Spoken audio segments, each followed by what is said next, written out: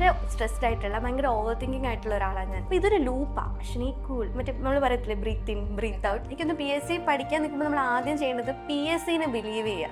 അതായത് PSCനെ കുറ്റം ഇപ്പം നമ്മൾ ചെയ്യുന്ന കാര്യത്തിൽ നമുക്കൊരു നെഗറ്റീവ് അടിക്കും. നമ്മൾ ആദ്യം ഈ പറയുന്ന പോലെ നമ്മൾ ഏത് എക്സാമിനാണ് വർക്ക് ചെയ്യുന്നത് ആ എക്സാമിനെ വിശ്വസിക്കുക. നമുക്കിത് കിട്ടും എന്നാദ്യം നമ്മളോട് തന്നെ പറയുക. ചിലപ്പോൾ കിട്ടുന്നുണ്ടാവില്ല, ഫൈൻ. നമ്മൾ നമ്മുടെ ആത്മാർത്ഥമായിട്ട് ഇട്ടിട്ടുണ്ടെങ്കിൽ അത് ഇവിടെ അല്ലെങ്കിൽ മറ്റൊരിടത്ത് നമുക്ക് എന്തായാലും അതിനുള്ള റിസൾട്ട് കിട്ടും. നമ്മൾ വർക്ക് ചെയ്യുക. നാം പാതി ദൈവം പാതി എന്നാ. അപ്പം പകുതി ദൈവം ചെയ്യണമെങ്കിൽ നമ്മൾ പകുതി ചെയ്തിരിക്കണം. ഞാൻ എപ്പോഴും വിശ്വസിക്കുന്ന ഒരു കാര്യമുണ്ട്. ഞാൻ അത്യാവശ്യം നല്ല വിശ്വാസിയാണ്. ഞാൻ ഈ നമ്മുടെ ഇതിൻ്റെ സമയത്തൊക്കെ ഈ പറയുന്ന പോലെ ഇവിടെ അമ്പലത്തിൽ പോവുകയൊക്കെ ചെയ്യും. ഞാൻ പഠിച്ച് കഴിഞ്ഞാൽ മാത്രമേ ദൈവമേ കൂടെ നിൽക്കണേന്ന് പ്രാർത്ഥിക്കാറുള്ളൂ. ഏറ്റവും ആദ്യം താങ്ക്സ് പറയേണ്ടത് എൻ്റെ അമ്മയോടാണ്. ഒരുപക്ഷെ ദൈവത്തിനേക്കാളും ആദ്യം അമ്മയോട് താങ്ക്സ് പറയും. കാരണം എന്നെ ഞാനാക്കിയത് അത് ഏത് സ്റ്റേജ് ഞാനിപ്പം എവിടെ നിന്നാലും എന്ത് സ്റ്റേജിൽ എപ്പോൾ എങ്ങനെ ആയാലും എൻ്റെ ആ ഒരു ബിൽഡ് എന്ന് പറയുന്നത്, ആ ഒരു ബാക്ക് ബോൺ എന്ന് പറയുന്ന അമ്മയാണ്. പഠിക്കണം, ജോലി വാങ്ങണം, എന്ത് വന്നാലും ഞാൻ നോക്കിക്കോളാം എന്നുള്ള രീതിക്കുള്ള ഒരു സപ്പോർട്ടിങ് സിസ്റ്റം അത് അമ്മയാണ്. ഇവിടെ നിന്ന് എപ്പോഴും പറയുന്ന സാധനം, ഒരിക്കലും PSC എന്ന് പറയുന്നൊരു പഞ്ചവത്സര പദ്ധതിയൊന്നുമല്ല. നമ്മൾ വിചാരിച്ചിരുന്ന നമുക്ക് കിട്ടും. അത് ചിലപ്പോൾ 1 വർഷം കൊണ്ടോ 2 വർഷം കൊണ്ടോ 3 വർഷം കൊണ്ടോ ആയിരിക്കും. അതിനല്ല ഇമ്പോർട്ടൻസ്. നമ്മളെങ്ങനെ ഇരിക്കുന്നുണ്ട്, നമ്മളതിനെങ്ങനെ ഇൻവെസ്റ്റ് ചെയ്യുന്നുണ്ട്, അതിൻ്റെ ഒരു റിസൾട്ട് എന്തായാലും കിട്ടും. അത് ഒന്നല്ലെങ്കിൽ വേറൊരു രീതിയിൽ കിട്ടും.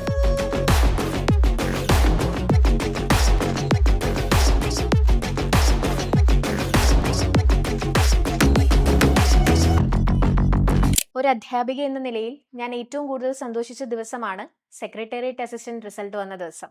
അന്ന് വൈകിട്ട് ഞാൻ എൻ്റെ വാട്സപ്പിൽ നോക്കുന്ന സമയത്ത് മിസ്സേ എനിക്ക് 33ാമത്തെ റാങ്ക് ഉണ്ട് എന്ന് പറഞ്ഞ് ഞങ്ങളുടെ പ്രിയപ്പെട്ട അശ്വിനിയുടെ മെസ്സേജ് കണ്ടിരുന്നു. ഇന്ന് ആ 33ാം റാങ്കുകാരിയാണ് നമ്മുടെ കൂടെയുള്ളത്, അശ്വിനി. അശ്വിനി, പറയൂ, റിസൾട്ട് വന്ന ആ ഒരു ദിവസത്തിൽ നിന്ന് നമുക്ക് തുടങ്ങാം. എന്തായിരുന്നു ആ ഒരു മൊമെന്റ്? അപ്പം വീട്ടിൽ കസിൻസ് ഒക്കെ ഉണ്ടായിരുന്നു എന്നൊക്കെ എൻ്റെ അടുത്ത് പറഞ്ഞിരുന്നു അല്ലേ? അപ്പോൾ ആ ഒരു റിസൾട്ട് വന്നു എന്ന് ആരാ പറഞ്ഞത്, ആ നോക്കുന്ന നിമിഷം, അതൊക്കെ ഒന്ന് പറയാമോ? ഞാൻ അന്ന് രാവിലെ തൊട്ട് നമ്മൾ എല്ലാവരും നോക്കുന്നതല്ല, നമ്മളിങ്ങനെ നോക്കിയിരിക്കുകയാണ്. ഉച്ചയ്ക്കും വരാണ്ടായപ്പോൾ വെച്ച് ഓക്കെ 5 മണിയാകുമ്പോൾ നോക്കാം എന്ന് വെച്ചാൽ ഉറങ്ങി എണീറ്റ് വന്നപ്പോഴാണ് എൻ്റെ പറഞ്ഞൊരു ചേച്ചി ഉണ്ടായിരുന്നു, അമ്മയുണ്ടായിരുന്നു. ഗ്രൂപ്പിൽ മെസ്സേജ് ഇങ്ങനെ വന്നു എന്ന് പറഞ്ഞപ്പോൾ എനിക്ക് PDF നോക്കാനൊരു പേടിയായിട്ട് ഞാൻ ആദ്യം കയറി എൻ്റെ പ്രൊഫൈലിൽ നോക്കിയപ്പോൾ ഇതുപോലെ ഞാൻ വേറെ ഒന്നും കണ്ടില്ല. ഒരു 33 എന്നുള്ളൊരു സംഖ്യ മാത്രമേ കണ്ടുള്ളൂ. അപ്പോൾ തന്നെ അമ്മയോട് പറഞ്ഞു, അമ്മ റാങ്ക് ഉണ്ട് എന്ന് പറഞ്ഞ്. അതുപോലെ എൻ്റെ അടുത്ത ഫ്രണ്ട്സ് ഉണ്ട്, ഞാൻ അവരെയും വിളിച്ചു പറഞ്ഞ് പെട്ടെന്ന് കരഞ്ഞുപോയി. അതാണ് ഉണ്ടായത്. കാരണം എക്സ്പെക്ട് ചെയ്തിട്ടുണ്ടായിരുന്നില്ല അത്രയും നല്ലൊരു റാങ്ക് ഉണ്ടാവും ഞാൻ എക്സ്പെക്ട് ചെയ്തില്ല. അപ്പം അമ്മയൊക്കെ ഒന്ന് കെട്ടിപ്പിടിച്ച്, അമ്മയും എല്ലാവരും, എൻ്റെ അമ്മയുടെ അനിയത്തി ഉണ്ട്, ഭയങ്കര ചിറ്റയ്ക്കും ഭയങ്കര സന്തോഷം. വെച്ചാൽ ചുറ്റുമുള്ള എല്ലാവർക്കും ഭയങ്കര സന്തോഷം. എല്ലാവരും നമ്മളെ കെട്ടിപ്പിടിച്ച നമ്മുടെ സന്തോഷത്തിൽ നമ്മുടെ കൂടെ എല്ലാവരും കൂടെ പാർട്ടാവുക എന്നുള്ളത്, അതാണ് നമ്മുടെ ഏറ്റവും വലിയൊരു സന്തോഷം. അതെ, അപ്പം ഭയങ്കര സന്തോഷമായിരുന്നു അല്ലേ? ഇനിയിപ്പോൾ ആ ഒരു സന്തോഷം ഇരട്ടിക്കുക ഒരു അഡ്വൈസ് വരുമ്പോഴായിരിക്കും. എപ്പോഴാണ് PSC പഠിക്കണം എന്നുള്ളൊരു തീരുമാനം എടുക്കുന്നത്? ഇപ്പം ബാക്ക്ഗ്രൗണ്ട് നോക്കുന്ന സമയത്ത് എന്താണ് chemistry, MSc chemistry rank holder ഒക്കെയാണ് അല്ലേ? അപ്പോൾ കെമിസ്ട്രി പഠിച്ചു വന്നു. എപ്പോഴാണ് PSC, അഥവാ ഇനി UPSCയുടെ ബാക്ക്ഗ്രൗണ്ട് എന്തെങ്കിലും ഉണ്ടോ? ആ ഒരു PSC ജേർണി തുടങ്ങുന്നത് എങ്ങനെ എന്നുള്ള കാര്യം ഒന്ന് പറയുമോ? ഞാനീ പറഞ്ഞ പോലെ ഞാൻ PG കഴിഞ്ഞതാണ്. ഞാനിവിടെ കരുവറ്റ യൂണിവേഴ്സിറ്റിയിൽ നിന്ന് PG കഴിഞ്ഞിട്ട് 1 കൊല്ലം UPSCയുടെ കോച്ചിങ്ങിന് പോയിട്ടുണ്ടായിരുന്നു. അങ്ങനെ അപ്പോൾ ഞാൻ ട്രിവാൻഡ്രത്താണ് PG ചെയ്തത്. അപ്പോൾ UPSCയുടെ കോച്ചിങ്ങിനായിട്ട് വീണ്ടും ട്രിവാൻഡ്രത്ത് തന്നെ സ്റ്റേ ബാക്ക് ചെയ്യുമായിരുന്നു ചെയ്തത്. അതിൻ്റെ കോച്ചിങ് കഴിഞ്ഞ് വിത്തിൻ മന്ത്സ് ആണ് ഇതിൻ്റെ നോട്ടിഫിക്കേഷൻ വരുന്നത്. അപ്പോൾ എനിക്ക് UPSCയിലോട്ട് ഇറങ്ങാനുള്ള എനിക്കൊരു ധൈര്യം അപ്പം പോരായിരുന്നു. അപ്പോൾ അങ്ങനെ സെക്രട്ടേറിയറ്റ് എനിക്ക് അത്യാവശ്യം മുൻപ് തൊട്ടേ കേട്ടും എൻ്റെ അമ്മ സർവീസിലായതുകൊണ്ട് തന്നെ ഒരു ഡ്രീം ജോബ് അല്ലെങ്കിൽ നമുക്ക് നല്ലതാണ് എന്ന് തോന്നുന്ന ഒരു പോസ്റ്റാണ്. അപ്പം അത് കളയാനായിട്ട് അല്ലെങ്കിൽ അത് മിസ്സാക്കാനായിട്ട് തോന്നിയില്ല. അപ്പം അങ്ങനെയാണ് എന്താ പറയുക, സെക്രട്ടേറിയറ്റിന് ട്രൈ ചെയ്യാമെന്ന ഈ കൊല്ലം സെക്രട്ടേറിയറ്റിന് വേണ്ടിയിട്ട് ഈ കൊല്ലം മാറ്റി വെക്കാം എന്നുള്ളൊരു തീരുമാനത്തിലോട്ട് വരുന്നത്. അതൊരു ശരിക്കും ഒരു ഒറ്റ ദിവസത്തെ തീരുമാനമായിരുന്നു. പെട്ടെന്ന് ഇപ്പം എൻ്റെ ഒരു ഫ്രണ്ട് ഓൾറെഡി ഇവിടെ ജോയിൻ ചെയ്തിട്ടുണ്ടായിരുന്നു. അപ്പം ഞാൻ അവനെ വിളിച്ചത് ആദ്യം. അവൻ ഓൾറെഡി കുറച്ച് ഇവിടുത്തെ ഇൻസ്റ്റിറ്റ്യൂട്ട്സ് എല്ലാം തിരക്കിയിട്ട് ഏതാണ് നല്ലതെന്നൊക്കെ നോക്കിയിട്ട് അവൻ അങ്ങനെ ഒരിടത്ത് ജോയിൻ ചെയ്തു. ഓൾറെഡി അപ്പോൾ ഇവിടെ ഡിസംബർ ബാച്ച് സ്റ്റാർട്ട് ചെയ്തായിരുന്നു. അപ്പം ഞാൻ അവനെ വിളിച്ചിട്ട് ക്ലാസ് ഒക്കെ എങ്ങനെയുണ്ടെന്നൊക്കെ ചോദിച്ചപ്പോൾ അവൻ പറഞ്ഞു, ഞാൻ വേണമെങ്കിൽ ഒരു നോട്ട്സ് നിനക്ക് അയച്ചു തരുന്ന, നീ നോക്കുന്നൊക്കെ പറഞ്ഞ് അങ്ങനെ. അപ്പം അവൻ ഓക്കെ ആയിരുന്നു. അപ്പം ഞാൻ വെച്ചു ഓക്കെ, നമുക്ക് ട്രസ്റ്റബിൾ ആയിട്ടുള്ളൊരു ഫ്രണ്ട് ഉണ്ട്. അപ്പോൾ അവൻ പറഞ്ഞപ്പോൾ ഞാൻ ഓക്കെ എന്നാൽ ആ ട്രസ്റ്റിലാണ് കേസ്മെൻറ്റിൽ വന്ന് ജോയിൻ ചെയ്യുന്നത്. എനിക്ക് തോന്നുന്നു ഒരു ജാനുവരി സമയത്താണ് PSC ഇവിടെ വന്ന് ജോയിൻ ചെയ്യുന്നത്. ഇവിടെ ജോയിൻ ചെയ്തതിന് ശേഷമാണ് ഇൻറ്റൻസ് ആയിട്ട് PSC വേണ്ടിയിട്ടും അല്ലെങ്കിൽ ഇൻറ്റൻസ് ആയിട്ട് ഏതെങ്കിലും ഒരു എക്സാമിന് വേണ്ടിയിട്ട് ഞാൻ ഇരിക്കാൻ തുടങ്ങിയത് ഇവിടെ ജോയിൻ ചെയ്തതിന് ശേഷമാണ്. അശ്വിനിയുടെ ആ ഒരു PSC ജേണിയിൽ വരുന്ന കാര്യം വരെയുള്ള കാര്യങ്ങൾ പറഞ്ഞില്ലേ, ഓരോ സ്റ്റേജിലും എങ്ങനെയാണ് പഠിച്ചതെന്നുള്ളത് പറയാമോ? അപ്പം പല കുട്ടികളും കുറേ നോട്ടുകൾ വായിക്കുന്നുണ്ടാവും, ചിലപ്പോൾ ടെസ്റ്റ് സീരീസ് എടുക്കുന്നുണ്ടാവില്ല, PYQ നോക്കുന്നുണ്ടാവില്ല, വരുന്നതിന് മുന്നേ സിലബസ് നോക്കുന്നുണ്ടാവില്ല. അപ്പം അശ്വിനിയായിട്ട് മുന്നേ സംസാരിച്ച സമയത്തല്ല എനിക്ക് മനസ്സിലായത് ഹാർഡ് വർക്ക് അല്ല, അവിടെ എല്ലായിടങ്ങളിലും എന്തൊക്കെയോ സ്മാർട്ടായിട്ട് വർക്ക് ചെയ്തിട്ടുണ്ട് അല്ലേ? അപ്പം ആ ഒരു PSCയുടെ നമ്മുടെ പ്ലിംസ് ആവട്ടെ, മെയിൻസ് ആവട്ടെ, ഇനി ഇന്റർവ്യൂ ആവട്ടെ, ഇപ്പം ഇവിടുത്തെ ബാച്ച് സ്റ്റുഡൻ്റ് ആയിരുന്നു എങ്കിൽ പോലും അശ്വിനിയുടെ എഫേർട്ടാണ് ഏറ്റവും കൂടുതൽ അല്ലേ? അപ്പം അതെങ്ങനെയാണ് ഇപ്പം ക്ലാസ്സുകളൊക്കെ നടന്നുകൊണ്ടിരിക്കുന്ന സമയത്തും അശ്വിനി എല്ലാ ക്ലാസ്സുകളിലും വന്നിരിക്കുന്നതായിട്ടുള്ളത് കണ്ടിട്ടുണ്ട്.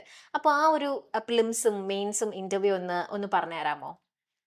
നമുക്ക് ഈ എക്സാമിന് ഒരു പ്രിലിംസ്, 2 മെയിൻസ്, ഒരു ഇന്റർവ്യൂ അങ്ങനെയായിരുന്നു ഉണ്ടായിരുന്നത്. ഞാൻ പറഞ്ഞ പോലെ ഞാൻ ജാനുവരിയിൽ ജോയിൻ ചെയ്തിട്ട് മെയിൽ എനിക്ക് ഫസ്റ്റ് ഫേസിനായിരുന്നു പ്രിലിംസ് ഉണ്ടായിരുന്നത്. അപ്പൊ ആ ഒരു സമയത്ത് ആദ്യത്തെ ഒരു കുറച്ച് മാസങ്ങൾ എന്ന് വെച്ചാൽ ഞാൻ വന്നപ്പോൾ തന്നെ ഓൾറെഡി ലേറ്റ് ആയതുകൊണ്ട് എനിക്ക് കുറച്ച് പെൻഡിങ് ക്ലാസ്സസ് കാണാനുണ്ടായിരുന്നു. അപ്പൊ ആദ്യത്തെ എൻ്റെ ഒരു മനസ്സിലെന്ന് വെച്ചാൽ അത് തീർക്കുക, മാക്സിമം ഇവിടുത്തെ ക്ലാസ് ഫോളോ ചെയ്ത് പോവുക. ഞാൻ ലെക്ചർ നോട്ട് എഴുതുമായിരുന്നു കൃത്യമായിട്ട്. പറഞ്ഞ പോലെ ഞാൻ കൃത്യമായിട്ട് ക്ലാസ്സിന് വരും, എന്നിട്ട് ഞാൻ ലെക്ചർ നോട്ട് എഴുതും. ഈ ലെക്ചർ നോട്ടായിരുന്നു ഞാൻ പഠിക്കാൻ വേണ്ടിയിട്ട് യൂസ് ചെയ്തിരുന്നത്. അപ്പൊ എൻ്റെ ഒരു മെറ്റീരിയൽ അല്ലെങ്കിൽ സോഴ്സ് എന്ന് പറയുന്നത് ഈ ഒരു ലെക്ചർ നോട്ട്സും, പിന്നെ ഇപ്പോൾ പൊളിറ്റി പോലെയുള്ള സബ്ജക്ട്സിനൊക്കെ നമ്മുടെ സ്റ്റാൻഡേർഡ് ലക്ഷ്മികാന്തായിരുന്നു ഫോളോ ചെയ്തുകൊണ്ടിരുന്നത്. പ്രിലിംസിന്റെ ഒരു സ്ട്രാറ്റജി എന്ന് വെച്ചാൽ മാക്സിമം ഈ ഇംഗ്ലീഷ്, മലയാളം, മാത്സ്, എനിക്ക് ഈ മൂന്നും മുൻപ് പരിചയം ഉണ്ടായിരുന്നതല്ല. ഞാൻ അതിന് മുൻപ് ഈ പറഞ്ഞ UPSC സമയത്ത് പോകുന്ന സമയത്ത് നമുക്ക് ഇതുമായിട്ട് നമുക്കൊരു ബന്ധമില്ലായിരുന്നു. പിന്നെ നമ്മളങ്ങനെ എന്താ പറയുക, പഠിക്കുന്ന സമയത്ത് ഇപ്പം MS വരെ പഠിച്ചു എന്നൊക്കെ പറഞ്ഞാലും ഇംഗ്ലീഷും മലയാളം, മാത്സും ഒക്കെ നമ്മൾ ഒരു 10ാം ക്ലാസ് നമുക്ക് ആ ഒരു ടച്ച് വിട്ടിട്ടുണ്ടാവും.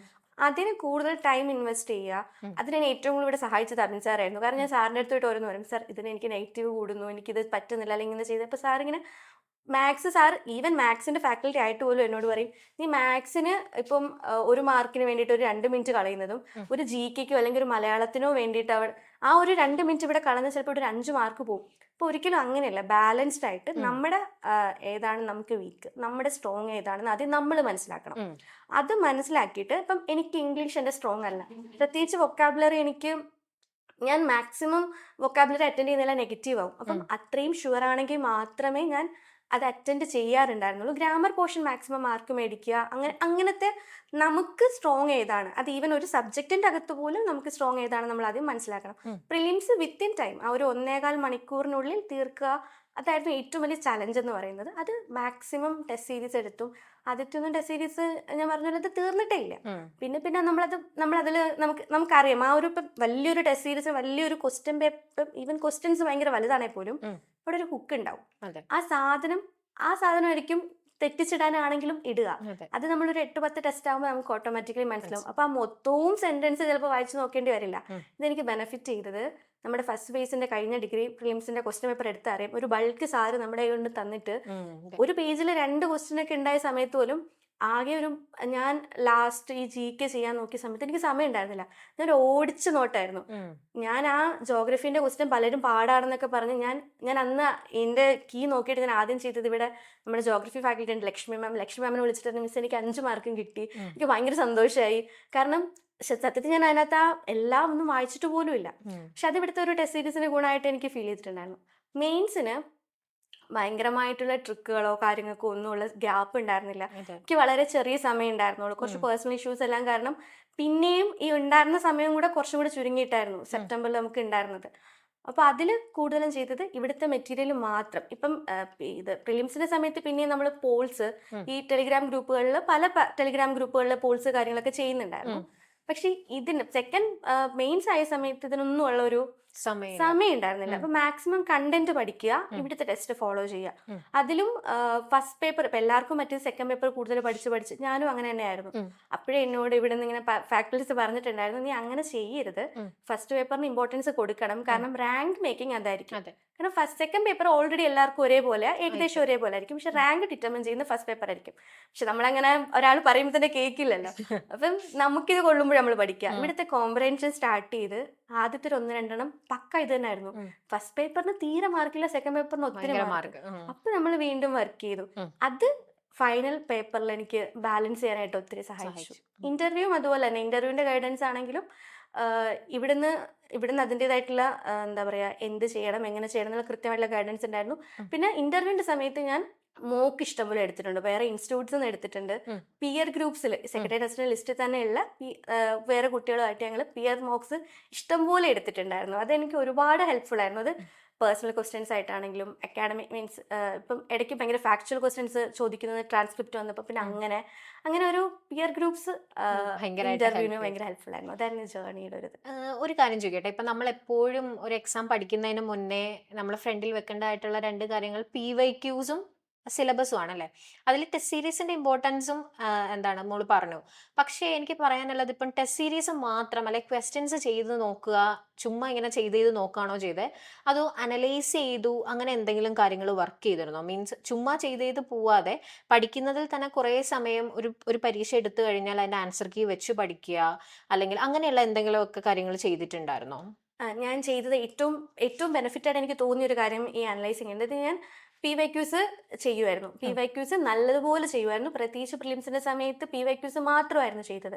പക്ഷെ ടെസ്റ്റ് സീരീസ് സ്റ്റാർട്ട് ചെയ്തതിന് ശേഷം ടെസ്റ്റ് പ്ലസ് PYQ എല്ലാത്തിനും കൂടെ ഉള്ള ഒരു സമയം നമുക്ക് കിട്ടില്ല. പക്ഷെ ടെസ്റ്റ് ചെയ്ത് കഴിഞ്ഞാൽ ഞാൻ ചെയ്യുന്ന ആദ്യത്തെ കാര്യം, അന്ന് വൈകുന്നേരം അല്ലെങ്കിൽ പിറ്റേന്നതിനുള്ളിൽ ആ ടെസ്റ്റ് നല്ലപോലെ അനലൈസ് ചെയ്യും. അനലൈസ് ചെയ്യാന്ന് വെച്ചാൽ അതിന്റെ ഓരോ ക്വസ്റ്റ്യനും എടുത്തിട്ട്, ഇപ്പം ഇവിടുത്തെ കീ ഭയങ്കര വർത്ത്ഫുൾ ആയിട്ടുള്ള കീയാ. അപ്പൊ അതിനകത്ത് ചിലപ്പം ക്വസ്റ്റ്യനിലുള്ള ചോദ്യവും ഉത്തരവും അല്ലാണ്ട് ഒരു എക്സ്ട്രാ ഫാക്ട്സ് ഉണ്ടെങ്കിൽ അതും കൂടി ഉണ്ടാവും. ഇതെല്ലാം ഞാൻ ഒരു പേപ്പറിൽ നോട്ട് ഡൗൺ ചെയ്യുമായിരുന്നു. എന്നിട്ട് ഈ പേപ്പറാണ് അടുത്ത ടെസ്റ്റിന് മുന്നേ റിവൈസ് ചെയ്യുന്നത്. അപ്പൊ അടുത്ത ടെസ്റ്റിന്റെ വീണ്ടും ഇതിനകത്ത് എഴുതും. എന്നിട്ട് ഇങ്ങനെ ഒരു 10 ടെസ്റ്റിന്റെ അല്ലെങ്കിൽ 15 ടെസ്റ്റിന്റെ ഫുൾ ഒരു പേപ്പർ ഉണ്ടായിരുന്നു. ഇത് മാത്രമാണ് ഞാൻ എക്സാമിന് പോകുന്നതിന് മുൻപ് റിവൈസ് ചെയ്തത്. അപ്പൊ നമുക്ക് ഒരു സബ്ജക്ട് അല്ലെങ്കിൽ എല്ലാ സബ്ജക്റ്റും ഇങ്ങനെ എടുത്തെടുത്ത് നോക്കണ്ട. ഇതിനകത്ത് എല്ലാ സബ്ജക്റ്റും ഉണ്ട്. ഞാൻ ഫസ്റ്റ് ക്വസ്റ്റ്യൻ തൊട്ട് 100 ക്വസ്റ്റ്യൻ വരെ ഉള്ളതിൽ എനിക്ക് വേണം എന്ന് തോന്നുന്ന കാര്യങ്ങളായിരിക്കും ഇതിനകത്ത് എഴുതിയിട്ടുണ്ടാവുക. അത് ആ എഴുതുന്ന സമയത്ത് തെറ്റിയത് മാത്രമാണോ എഴുതുക, അതോ എനിക്ക് റിവിഷൻ വേണം എന്നുള്ള രീതിയിൽ ശരിയാക്കിയ പോയിന്റ്സിനെ കുറിച്ച് എഴുതി വെക്കാറുണ്ടായിരുന്നോ? അതെങ്ങനെയാ? അതിന് എന്നെ ഹെൽപ്പ് ചെയ്ത PYQs. അതായത് PYQs അനലൈസ് ചെയ്യുമ്പോൾ നമുക്കറിയാലോ ഇത് ഇമ്പോർട്ടന്റ് ആണെന്ന്. അങ്ങനെയുള്ള സാധനങ്ങളാണെങ്കിൽ ഞാൻ ഒന്ന് നോട്ട് ചെയ്ത് വെക്കും. ഡീറ്റെയിൽ ആയിട്ട് അങ്ങനെ എഴുതില്ല, ജസ്റ്റ് ഒരു വാക്കോ ഒരു പോയിന്റോ ഒരു നമ്പറോ എന്തെങ്കിലും ആയിരിക്കും, അതങ്ങനെ എഴുതി വെക്കാറുണ്ട്. ഇപ്പൊ റിവിഷൻ നോട്ട്സ്, മെയിൻസിന്റെ സമയത്ത് റിവിഷൻ നോട്ട്സ് ആയിരുന്നു കൂടുതലെങ്കിൽ, പ്രിലിംസിന്റെ സമയത്ത് ഈ ഒരു അനലൈസ് ചെയ്ത ഈ ടെസ്റ്റിന്റെയും PYQന്റെയും ഉള്ള ഈ നോട്ടായിരുന്നു നോക്കിക്കൊണ്ടിരുന്നത്. അപ്പൊ നമുക്ക് കയറുന്നതിന് മുന്നേ അല്ലെങ്കിൽ ആ തലേന്ന് എല്ലാ സബ്ജക്റ്റിനോടും ഒരു ടച്ച് വരും. മനസ്സിലായി. അപ്പോൾ ഈ പറഞ്ഞ ജേർണിയിൽ എന്തായാലും അശ്വിനിക്ക് കുറച്ച് സ്ട്രെസ് ഉണ്ടാവും അല്ലേ, അല്ലെങ്കിൽ പാനിക് ആയിട്ടുള്ള മൊമെന്റുകൾ ഉണ്ടാവും. ഇപ്പൊ ക്ലാസ്സിന് വന്നിരിക്കുന്നു അല്ലെങ്കിൽ പോയിരുന്നു പഠിക്കുന്നു, ചിലപ്പോൾ എല്ലാ ദിവസവും പഠിക്കണം എന്നില്ല. ഇപ്പം മണിക്കൂർ കണക്ക് എന്തായാലും ഞാൻ ചോദിക്കുന്നില്ല, അതൊന്നും നമുക്ക് കൗണ്ട് ചെയ്യാനോ ഒന്നും പറ്റുണ്ടാവില്ല. പക്ഷേ ഈ സ്ട്രെസ്സും ആൻസൈറ്റിയും ഇതൊക്കെ എങ്ങനെയാ? ഇപ്പം ഡിസംബർ കഴിഞ്ഞ് ജനുവരിയിലാണേ വന്ന് ജോയിൻ ചെയ്യുന്നത്. ഇപ്പൊ UPSC ബാക്ക്ഗ്രൗണ്ട് ഉള്ളതുകൊണ്ട് തന്നെ ചില സബ്ജക്ട്സ് ഒക്കെ നമ്മുടെ കയ്യിൽ ഉണ്ടാവും ഇല്ലേ, അതും ഒരു വർഷത്തെ ഒരു കാലയളവൊക്കെ ഉള്ളൂ. അപ്പോൾ ആ ഒരു സമയം കൊണ്ട് ഇത്രയും കേരള സബ്ജക്റ്റുകളുണ്ട്, MEM പഠിക്കണം. ഈ സ്ട്രെസ് എങ്ങനെയാ? അപ്പം കുറേ കുട്ടികൾ ഭയങ്കരമായിട്ട് പാനിക് ആവാറുണ്ട് അല്ലേ, എങ്ങനെ പഠിക്കും മിസ്സേ, നമ്മളോട് തന്നെ ചോദിക്കാറുണ്ട്, ഇത്രയും സമയമേ ഉള്ളൂ, ഞാൻ എന്ത് ചെയ്യും, എനിക്ക് ഭയങ്കര ടെൻഷനാ, എനിക്ക് ഭയങ്കര സ്ട്രെസ്സാ, എനിക്ക് സ്ട്രെസ് വന്നാൽ പഠിക്കാൻ പറ്റുന്നില്ല. എങ്ങനെയാണ് ആ ഒരു സ്ട്രെസ് കളഞ്ഞിരുന്നതെന്നൊന്ന് പറഞ്ഞുതരാമോ?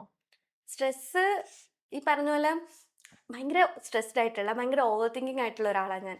അപ്പൊ അതുകൊണ്ട് തന്നെ എനിക്കിത് എൻ്റെ ഏറ്റവും വലിയ സ്ട്രഗിൾ തന്നെ സ്ട്രെസ് അല്ലെങ്കിൽ ടെൻഷൻ കുറയ്ക്കുക എന്നുള്ളത്. അതിന് എനിക്ക് ഏറ്റവും ഹെൽപ്പ് ചെയ്തതിൻ്റെ കുറേ ഫ്രണ്ട്സ് ഉണ്ടായിരുന്നു. നമുക്ക് പേഴ്സണലി ഇപ്പം നമുക്ക് എന്തും പറയാൻ പറ്റുന്ന ഒരു ഫ്രണ്ട് ഉണ്ട്. പിന്നെ അത് കൂടാണ്ട് നമുക്ക് ഇവിടെ ഞാൻ നിൽക്കുന്നിടത്ത് എനിക്ക് നല്ലൊരു പിയർ ഗ്രൂപ്പ് ഉണ്ടായിരുന്നു. ഇപ്പം ഞങ്ങളുടെ മെയിൻ സ്ട്രെസ് റിലീഫർ എന്ന് പറയുന്നത് ഇവിടെ ചായ കുടിക്കാൻ പോകുന്ന സമയമാണ്. ഞങ്ങൾ ആ പറയുമ്പോൾ ഞങ്ങൾ 1 മണിക്കൂറൊക്കെ ചായ കുടിക്കാൻ പോകുന്നു, 1.5 മണിക്കൂർ ചായ കുടിക്കാൻ പോകും. അപ്പം ഫുൾ ഡേ ആ ഇരിക്കുന്ന 1 മണിക്കൂറിൽ നമ്മളങ്ങ് ബേസ്റ്റ് ഔട്ട് ചെയ്യും. എന്നിട്ട് അത് മാത്രമല്ല, ആ സമയത്തും നമ്മൾ എന്താ പറയുക പഠിക്കുന്നതിനെ പറ്റി അല്ലെങ്കിൽ ഇപ്പം ചുമ്മാ തമാശയ്ക്കായിരിക്കും മറ്റേ ആർട്ടിക്കിൾ ഏതായിരുന്നു ഇന്ന് അങ്ങനെയൊക്കെ ചോദിച്ചിട്ട്. ഞങ്ങളുടെ കൂട്ടത്തിലൊരു ഫ്രണ്ട് ഉണ്ടായിരുന്നു, അവന്റെ മെയിൻ ഹോബി നമുക്കറിയാത്ത ആർട്ടിക്കിൾ ചോദിക്കുക എന്നുള്ളതാണ്. ചുമ്മാ നമ്മളെ അതൊരു ട്രിഗർ ചെയ്യാൻ വേണ്ടിയിട്ട്. അതുപോലെ നമ്മൾ ചില പോൾസ് ഒക്കെ നമ്മളിങ്ങനെ എല്ലായിടത്തും കൂടി ഇരുന്ന് ചോദിക്കും. അപ്പൊ നമുക്ക് അറിഞ്ഞൂടാ, അവർക്കും അറിയത്തില്ല എന്നൊക്കെയുള്ള രീതിക്ക് ആ ഒരു പിയർ ഗ്രൂപ്പ്. അതുപോലെ തന്നെ നമുക്ക് അറിയാത്ത വിഷയങ്ങൾ പറഞ്ഞു തരാൻ വേണ്ടിയിട്ടും ഒക്കെ ഈ ഒരു അറ്റ്മോസ്ഫിയർ ഭയങ്കര ഹെൽപ്ഫുൾ ആയിരുന്നു. അതൊരു സ്ട്രെസ് റിലീഫിന് അതൊരു ഫാക്ടർ ആയിരുന്നു. പിന്നെ ഈ പറഞ്ഞ പോലെ വീട്ടിൽ നിന്നാണെങ്കിലും അല്ലാണ്ട് ഇപ്പൊ ഫ്രണ്ട്സ് ആണെങ്കിലും, ഇവിടെ ഉള്ള ഫ്രണ്ട്സ് അല്ലാത്ത ഫ്രണ്ട്സ് ഉണ്ട്. അപ്പൊ അവരാണെങ്കിലും നമുക്ക് പോയി എന്തും പറയാൻ പറ്റുന്ന, നമുക്ക് നമ്മളായിട്ട് നിൽക്കാൻ പറ്റുന്ന ഒരു ചുറ്റുപാടുണ്ടായിരുന്നു എന്നുള്ളതായിരുന്നു ഒരു സ്ട്രെസ്. പിന്നെ ഫുഡ്, ഇവിടെ ടെൻഷൻ കയറുമ്പോഴോ അല്ലെങ്കിൽ ഇവിടെ നല്ല സന്തോഷം വരുമ്പോഴൊക്കെ ഞാൻ മെയിൻ ചെയ്യുന്ന അൽത്താസയിൽ പോയിട്ട് ഷവർമ കഴിക്കുക. ഇങ്ങനെ ഫുഡിനെ എനിക്ക് ഭയങ്കര ഇഷ്ടമാണ്. അപ്പം ഫുഡും ഒരു വഴിക്ക് സ്ട്രെസ് കുറയ്ക്കാൻ വേണ്ടിയിട്ട് ഹെൽപ്പ് ചെയ്യുന്നുണ്ട്. ചെയ്തിട്ടുണ്ട്. അപ്പൊ ഇതൊക്കെയാണ് ആ ഒരു പിയർ ഗ്രൂപ്പ് ഭയങ്കരമായിട്ട് സഹായിച്ചു എന്നുള്ളതാണ്. അപ്പം ഇപ്പം ഞാൻ മുമ്പേ സംസാരിച്ചു പറഞ്ഞ മിസ് എനിക്ക് അങ്ങനെ ഹോബി ഒന്നുമില്ല, പക്ഷെ എനിക്ക് വിളിച്ച് സംസാരിക്കാൻ കുറച്ച് ആൾക്കാർ എൻ്റെ ചുറ്റുമുണ്ട് എന്ന് പറയുന്നത് ഭയങ്കര താങ്ക്ഫുൾ ആയിട്ടുള്ള ഒരു ഇതാണ്. അപ്പൊ അതാണ് അടുത്തത് ചോദിക്കാനുള്ളത്. ഏറ്റവും ഈ ഒരു ജേർണിയിൽ കൂടെ നിന്ന ആൾക്കാർ അല്ലെങ്കിൽ ഏറ്റവും താങ്ക്ഫുൾ ആയിട്ടുള്ള മനുഷ്യര് കൂടെ ഉള്ളതിൽ ആരൊക്കെയാണ്? ഇപ്പൊ ഒരു നന്ദി പറയണം, ഞാൻ ഇവിടം വരെ എത്താൻ വേണ്ടി നിങ്ങൾ എല്ലാവരും ആ കൂടെ നിന്നുണ്ട്, അങ്ങനെ പറയണം എന്നുണ്ടെങ്കിൽ ആരോടായിരിക്കും, ആരോടൊക്കെ ആയിരിക്കും പറയാ? ഏറ്റവും ആദ്യം താങ്ക്സ് പറയേണ്ടത് എൻ്റെ അമ്മയോടാ. ഉം. ഒരുപക്ഷെ ദൈവത്തിനേക്കാളും ആദ്യം അമ്മയോട് താങ്ക്സ് പറയും. കാരണം എന്നെ ഞാനാക്കിയത് അത് ഏത് സ്റ്റേജ് ഞാനിപ്പം എവിടെ നിന്നാലും എന്ത് സ്റ്റേജിൽ എപ്പോൾ എങ്ങനെ ആയാലും ഉം. എൻ്റെ ആ ഒരു ബിൽഡ് എന്ന് പറയുന്നത്, ആ ഒരു ബാക്ക് ബോർഡ് എന്ന് പറയുന്നത് അമ്മയാണ്. അമ്മയാണ് പഠിക്കണം, ജോലി വാങ്ങണം, എന്ത് വന്നാലും ഞാൻ നോക്കിക്കോളാം എന്നുള്ള രീതിക്കുള്ള ഒരു സപ്പോർട്ടിങ് സിസ്റ്റം അത് അമ്മയാണ്. പിന്നെ ഈ പറഞ്ഞ പോലെ ഫ്രണ്ട്സ് ഉണ്ട്. നമുക്ക് എന്തും അത് എന്ത് ഫീലിങ്സ് ആണെങ്കിലും കുഴപ്പമില്ല, നമ്മൾ ജഡ്ജ് ചെയ്യാത്ത, നമ്മൾ പറയുന്ന കേൾക്കുന്ന, നമ്മൾ കൂടെ വളരണം എന്ന് ആഗ്രഹിക്കുന്ന കുറച്ച് ഫ്രണ്ട്സ് ഉണ്ട്.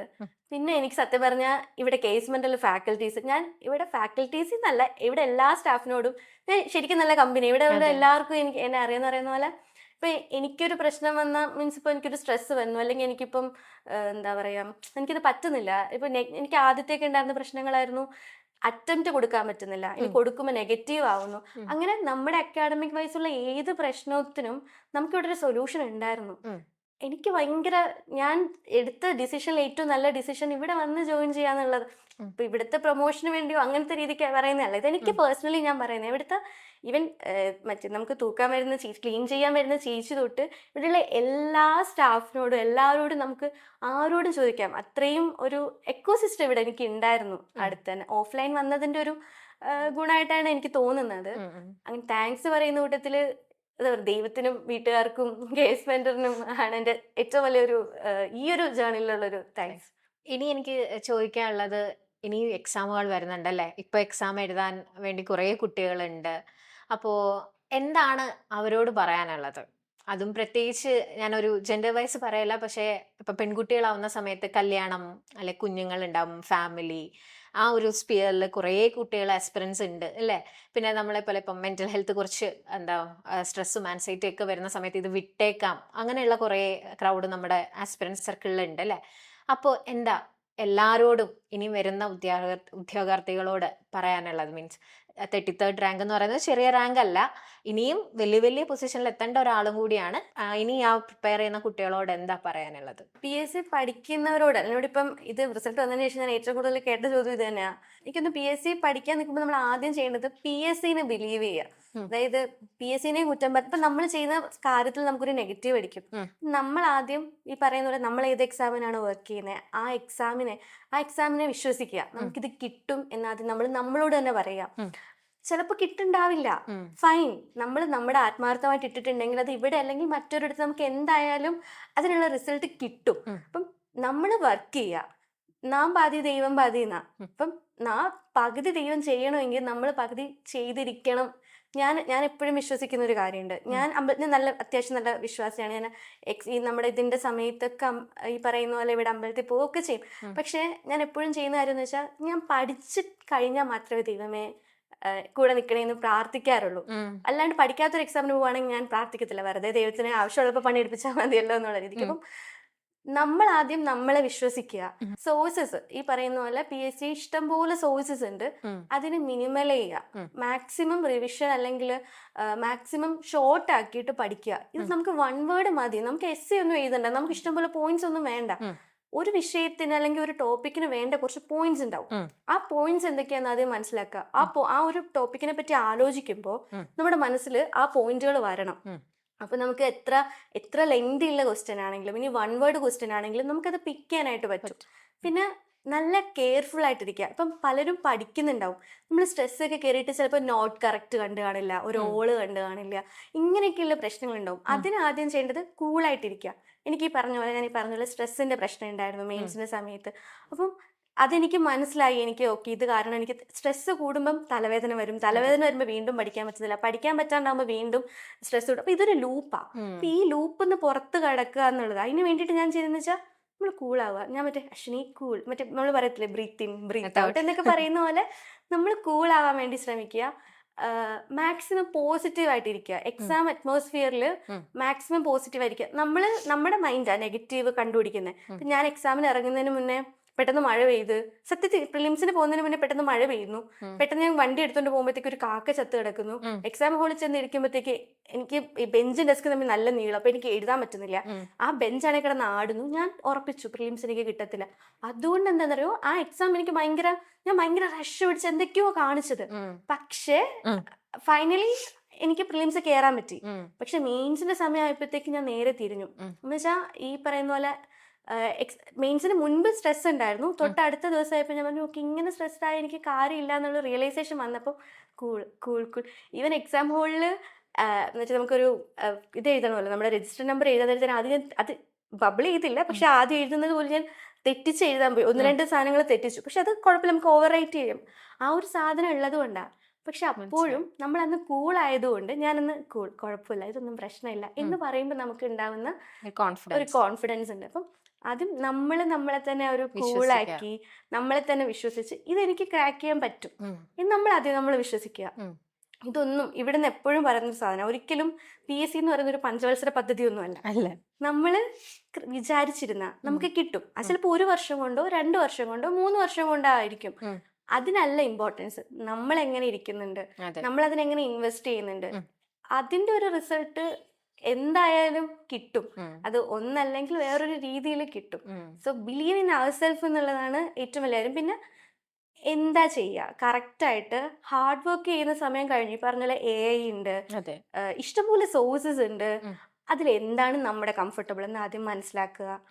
ആ സാധനത്തിൽ കൂടുതൽ റിവൈസ് ചെയ്യുക. ചിലപ്പോൾ പുതിയൊരു ക്വസ്റ്റ്യൻ വരും, വേണ്ട നമുക്ക് 100 മാർക്കൊന്നും വേണ്ടല്ലോ, നമുക്ക് വേണ്ട കട്ട് ഓഫ് ഉണ്ട്, അത് ക്ലിയർ ചെയ്യുക. പിന്നെ ഇനഫ് ക്വസ്റ്റ്യൻസ് അറ്റൻഡ് ചെയ്യുക. ഇതിനൊക്കെ നമുക്ക് മുൻപേ ഒരു പ്ലാൻ ഉണ്ടാവണം. എത്ര ക്വസ്റ്റ്യൻസ് അറ്റൻഡ് ചെയ്യണം, ഏകദേശം ഒരു റേഞ്ചിന്. ഇതിനെല്ലാം നമുക്ക് ഇപ്പം ഈവൻ എക്സാം ഹോളിൽ ഇരിക്കുന്ന സമയത്ത് മനസ്സിലാവാണ് എക്സാം ഈസി ആണ്, അപ്പൊ എത്രമാത്രം അറ്റൻഡ് ചെയ്യണം, എക്സാം പാടാണ്, ഓക്കെ അപ്പൊ എത്ര കുറച്ചിട്ട്. ഈ ഒരു രീതിക്കുള്ള ഒരു പ്ലാനിങ് നമുക്ക് ആദ്യം ഉണ്ടാവണം. ഇതിനൊക്കെ ആദ്യം വേണ്ടത് PYQs മാക്സിമം അനലൈസ് ചെയ്യുക. നമ്മുടെ PYQs അനലൈസ് ചെയ്യുമ്പോൾ നമ്മുടെ കട്ട് ഓഫിനെക്കാളും കൂടുന്നുണ്ടോ, PYQ അനലൈസ് ചെയ്യുന്ന സമയത്ത് തന്നെ ആ വർഷത്തെ കട്ട് ഓഫ് ഒക്കെ ഒന്ന് പോയി നോക്കിയാൽ നമുക്ക് ആ ഒരു ക്ലാരിറ്റി ഒക്കെ കിട്ടും. അങ്ങനെയുള്ള കാര്യങ്ങളൊക്കെ ചെയ്യുക. ഏറ്റവും കൂടുതൽ ഞാൻ പറഞ്ഞാൽ PSCയെ വിശ്വസിക്കുക, നമ്മളെ വിശ്വസിക്കുക, ചെയ്യുന്ന പ്രോസസ്സിനെ വിശ്വസിച്ച് കോൺഫിഡൻ്റ് ആയിട്ട് പോവുക. ആർക്കാണെങ്കിലും ക്രാക്ക് ആവുന്നത് മാത്രമേ ഉള്ളൂ PSC എന്ന്. ഇത് ഏത് ലെവലാണെങ്കിലും. അപ്പം മോനെ, ഓൾ ദി വെരി ബെസ്റ്റ്. എന്തായാലും പെട്ടെന്ന് അഡ്വൈസ് വരട്ടെ. അഭിമാനകരമായ നേട്ടം നേടിത്തന്നതിന് all the very best. Thank U.